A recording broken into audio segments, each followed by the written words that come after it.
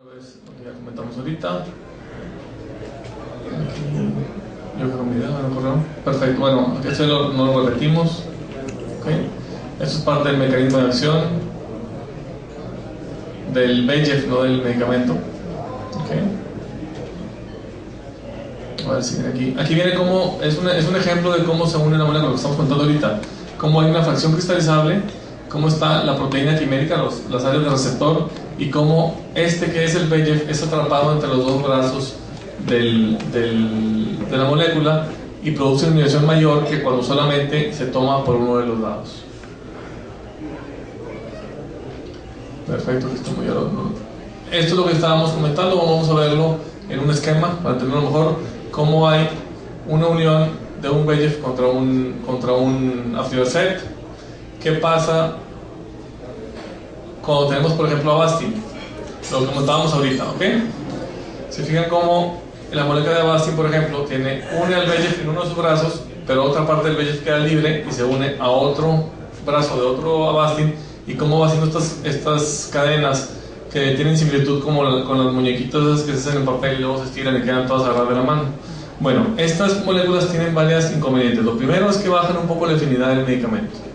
La segunda es que se cree que estas cadenas se depositan y pueden causar reacciones inflamatorias o pueden causar también alteraciones de la presión intraocular.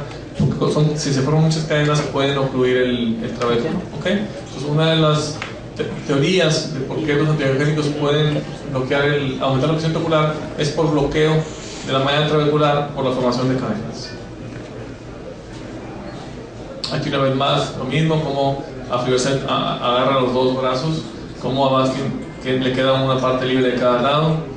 Un poquito de repetición. Esto es como Lucentis agarra al VEGF. Para amarrar una molécula de VEGF, Lucentis necesita dos fracciones anticuerpo para que le agarre una de cada lado, y en cambio, otra vez repetimos lo mismo, el Wetlia es una unión 1 a 1. Aquí tenemos un poquito de la farmacodinámica del medicamento, cuánto nos dura la actividad biológica, qué afinidad tienen.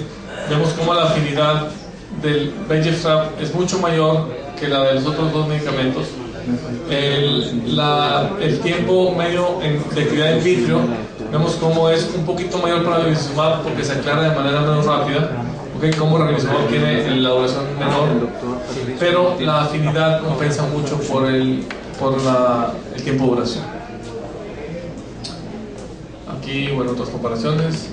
Este es un modelo matemático que se publicó en la revista Retina hace un par de años y que nos habla de cuánto tiempo se espera la actividad de los medicamentos en el vitro y de su actividad biológica. Se supone que si le damos a Avastin un valor de actividad biológica 1, Lucentis va a tener un valor de actividad biológica 40 y Wetlia va a tener un valor de actividad biológica de 140. Eso es un modelo matemático tomando en cuenta la afinidad de la molécula, el tamaño de la molécula y la vida media. Entonces, aunque no siempre se percibe de esa manera en un paciente en específico, sí sabemos que la actividad o el poder de la molécula va a ser 1 para Avastin, 40 para Lucentis y 140 para Wetlia. Y aparte de la actividad también, vemos cómo la actividad biológica de ranibizumab termina alrededor de los 40 días y la actividad biológica de aflibercept dura alrededor de 100 días. Este es parte de lo mismo.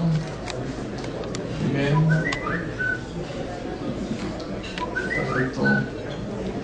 El medicamento, bueno, usted ya nombró esto bien.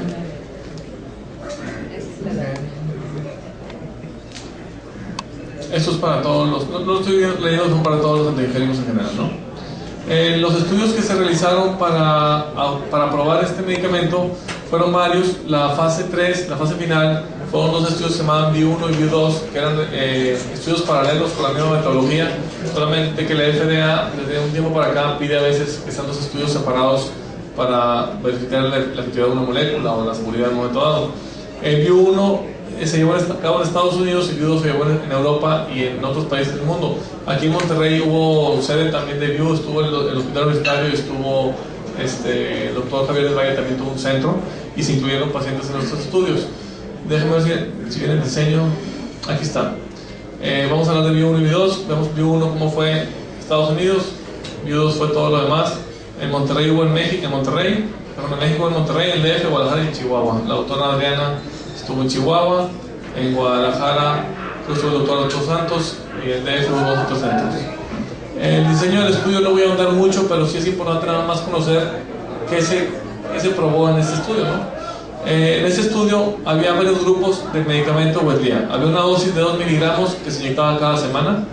Había una dosis de 2 miligramos que se inyectaba 3 veces y después cada 2 meses, perdóname. Esta era cada 4 semanas, esta cada 8 semanas. Había una dosis de 0.5 miligramos cada 4 semanas.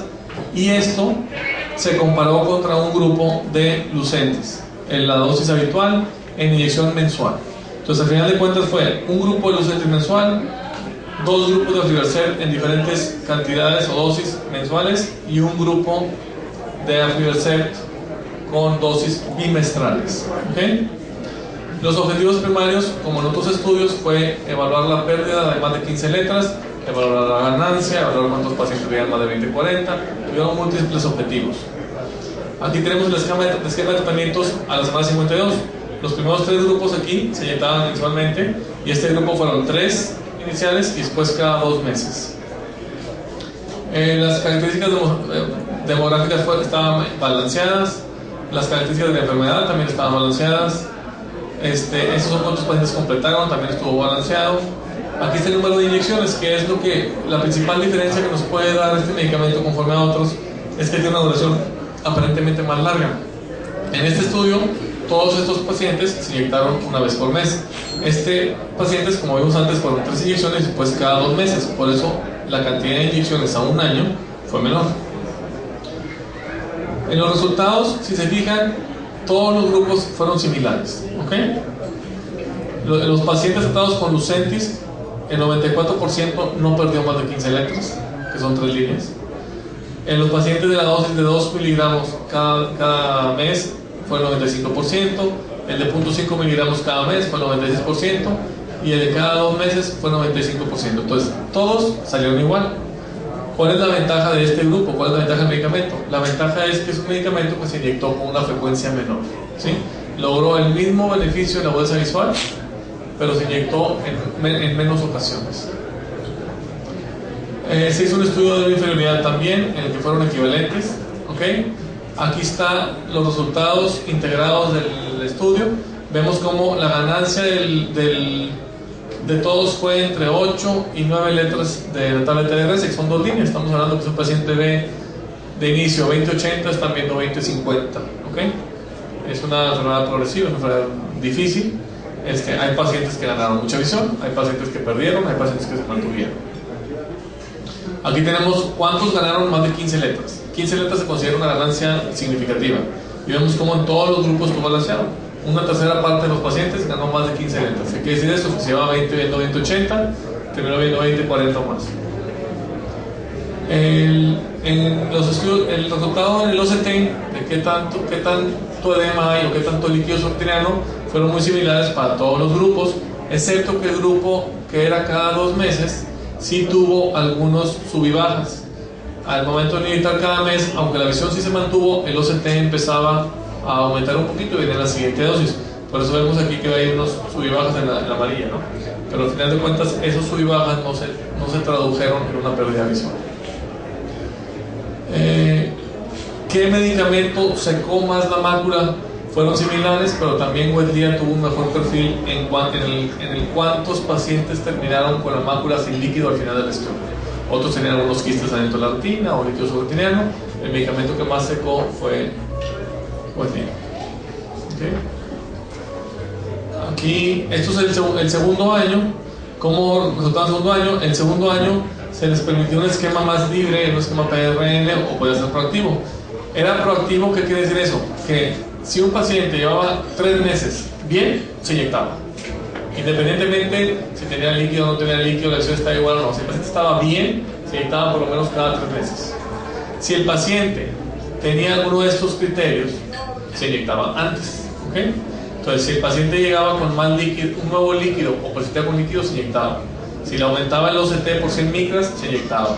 Si le bajaba una línea de visión, se inyectaba. Si tenía nueva neovascularización o nueva fuga o era persistente, se inyectaba. o si tenía una nueva hemorragia. Entonces aquí es donde vienen las ventajas de este medicamento también. ¿Qué quiere decir? Que en vez de esperarnos a que el paciente tenga una recurrencia, antes de que la presente, si pasaron 3 meses, se puede inyectar. Esta tendencia no nada más es de este medicamento, esta es la tendencia actual en degeneración macular. Con cualquiera de los medicamentos que se están usando, si un paciente ha estado estable por 3 meses, la recomendación es inyectarlo aunque no tenga actividad. La razón para hacer esto es que hay pacientes y hay casos muy dramáticos en los que un paciente llega a consulta a los 2 meses o se inyecta y al mes está bien, y se ve a los 2 meses y está bien, y se ve a los 3 meses y está bien, y los 4 meses está bien, y a los 4 meses y 2 días llega el paciente con una hemorragia submacular masiva y con una pérdida visual de visión permanente. ¿Okay? Entonces, a raíz de esos casos, que no son muy raros, se presentan de vez en cuando, nuestro razonamiento fue, bueno, a lo mejor eso lo pude haber evitado si yo lo hubiera tratado antes.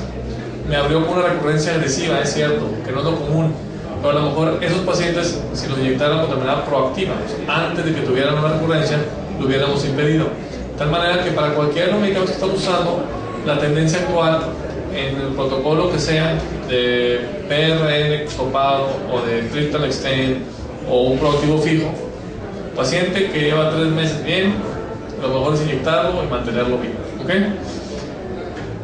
Los resultados de... A ver aquí... para el segundo año ya no estaban enmascarados los pacientes. ¿Okay? Entonces se cambiaron a la dosis habitual. Aquí tenemos otra vez el estudio, cómo se inyectaban cada 3 meses si no tenían recurrencias, ¿no?